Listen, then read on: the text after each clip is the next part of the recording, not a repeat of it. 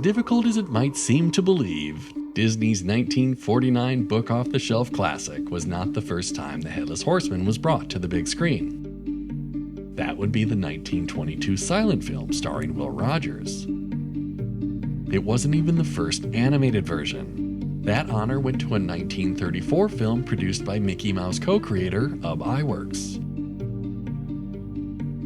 Yes, there have been quite a few attempts through the years at breathing life into Washington Irving's 19th century ghost story. Like who's the creep with the missing cranium? And look, I'm just going to save you a bunch of time. Most of them are pretty terrible.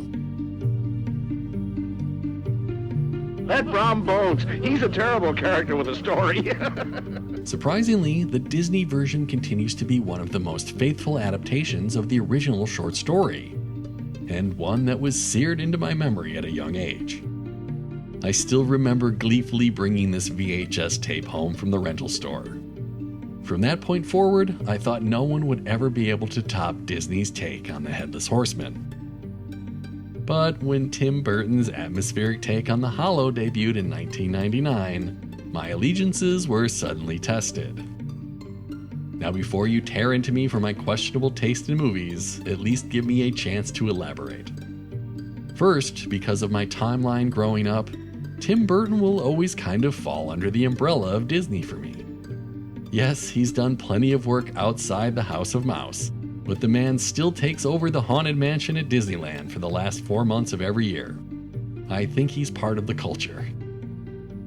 But for those still turning their noses up at me, even Burton has commented that Disney's Sleepy Hollow was his first introduction to Irving's tale, and that the film was quite the inspiration for him, especially in creating his own version. So each year when Halloween rolls around, I generally find myself asking a simple question. Do I want to start things off with the adult version or the kids version? Because I think they're both great.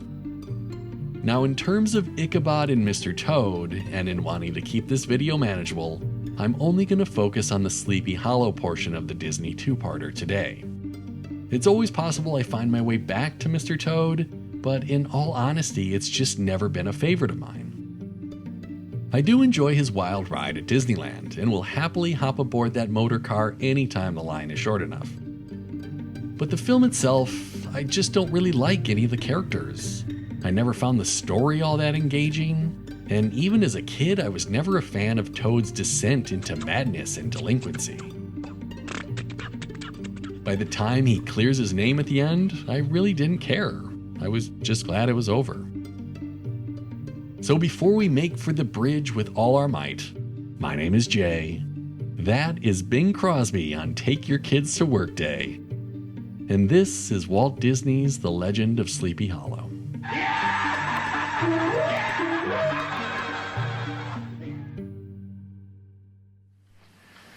Most of us are well acquainted with Ichabod Crane and The Legend of Sleepy Hollow, a story which has entertained and delighted readers of all ages for a century and a half.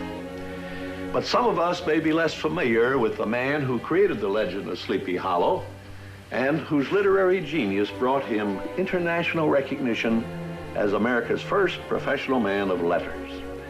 So before presenting our version of Sleepy Hollow, we'd like to take just a few minutes to tell the story of the author, Washington Irving. Born in New York City at the tail end of the Revolutionary War, Washington Irving was named for war hero and eventual president George Washington, whom Irving would meet at the age of 6. As a young boy, he loved exploring the island of Manhattan on his own, often wandering down back streets and through strange neighborhoods. But the thing he enjoyed the most was seeking out old abandoned houses that were said to be haunted. It would seem that even at an early age, Irving was already on the hunt for a great ghost story. It was in 1798 that a 15-year-old Irving would journey up the Hudson River to the Dutch settlement of Tarrytown. This to escape a yellow fever outbreak in Manhattan. Hidden away in the hills near Tarrytown was a small valley said to be under a curse, a place called Sleepy Hollow. It was here that Irving heard the tale of a Hessian mercenary who had been decapitated by a cannonball during the Battle of White Plains. Locals claim the soldier was buried in the old Dutch graveyard, and that each night he would rise from his grave and ride through the valley, searching in vain for his lost head.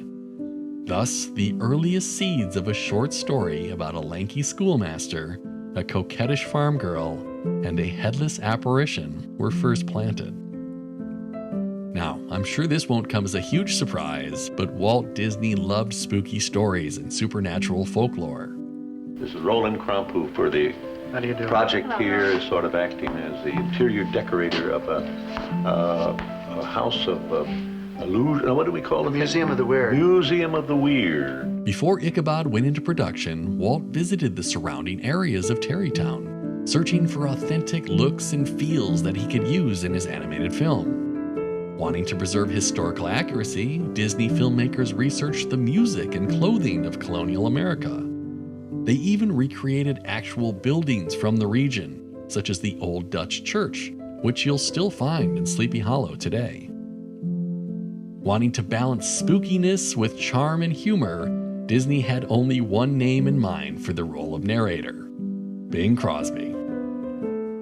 This would be the only time the two men would work together, and Disney considered it a major win to have a star of Crosby's stature involved with the project. I know that most people are well aware of this fact, but I still think it bears mentioning that Crosby handles almost all of the vocals in the film. Switching effortlessly between narration, singing, and individual voices, you really have to tip your hat to the old groaner. What also made this story unique for Disney is we're never sure if there's someone we're supposed to be cheering for. We might feel an early desire to pull for Ichabod because he seems like the underdog, but it doesn't take long to realize he's not a very likable character. He's gluttonous, disrespectful, a thief,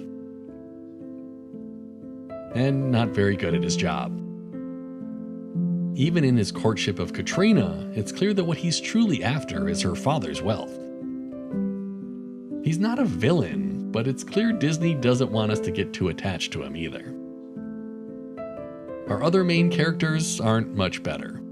Brom, the town bully, is happy to resort to violence to get what he wants.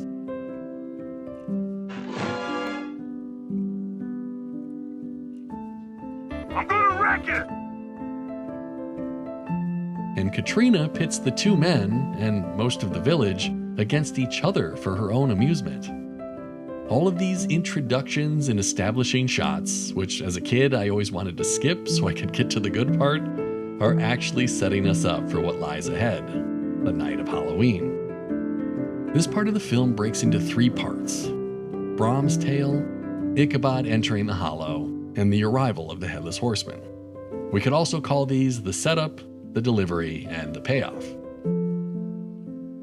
As the clock strikes midnight, we get this spooky exterior shot of the Van Tassel residence. Inside, Brom Bones kicks off the tale of the Headless Horseman to a room full of enchanted onlookers. Just gather round and I'll elucidate on what goes on outside when it gets late. Most of Brom's animation in this scene was done by Milt Kahl, and unsurprisingly, it's fantastic. And some don't even wear their skin. Katrina Van Tassel, the young lass at the heart of our love triangle, and a name that Washington Irving pulled from a tombstone in the real-life Sleepy Hollow Cemetery, watches on with delight. John Sibley, who will later assist in animating the Headless Horseman, gives us a little preview here with this galloping chair scene. And then it's a series of Brom's greatest hits. The pumpkin into the fireplace, plucking Ichabod's hair, and just his wonderful lumbering gait. The scene ends with Ichabod consuming enough pepper that we can probably assume that whatever comes next is all a hallucination. Bringing us to part 2, entering the Hollow. The pacing here is pure gold, as we get this push and pull struggle between Ichabod and his old plow horse, Gunpowder. While every step deeper into the woods heightens Ichabod's agitation, his trusty steed can barely muster the energy to lift its feet off the ground. Animator Frank Thomas drew from his own horseback riding experience here, recalling times when he felt ignored or stymied by an unresponsive nag. He wanted to give us the impression that Ichabod might just be better off with no horse at all. After a few hair-raising encounters with these sights and sounds of nature,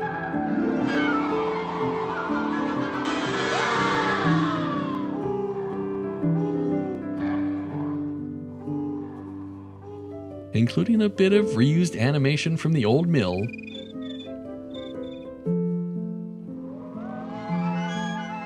which is another great silly symphony to watch during the Halloween season, we find that Gunpowder has decided to stop for a rest in the Sleepy Hollow graveyard. Ichabod tries desperately to get the horse back in motion, and look who's awake! This is the first time that Gunpowder opens his eyes during our story. It's at this point, at the very edge of Ichabod's sanity, that we transition into part 3. Now, plenty has been surmised about the true identity of the Headless Horseman. Irving's original tale hints that Brom was likely the culprit behind the spectral rider, but Disney takes the opposite approach, presenting their version of the Horseman as an actual ghost.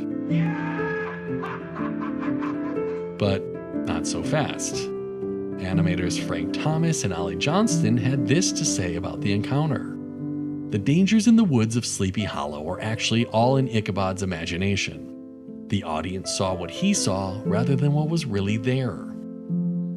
I don't know about you, but I'm not a huge fan of this explanation. Yes, Ichabod is clearly teetering at the edge of madness when he pulls the cattails from behind the log, but if everything after this point is all in his head, I think it cheapens the final chase.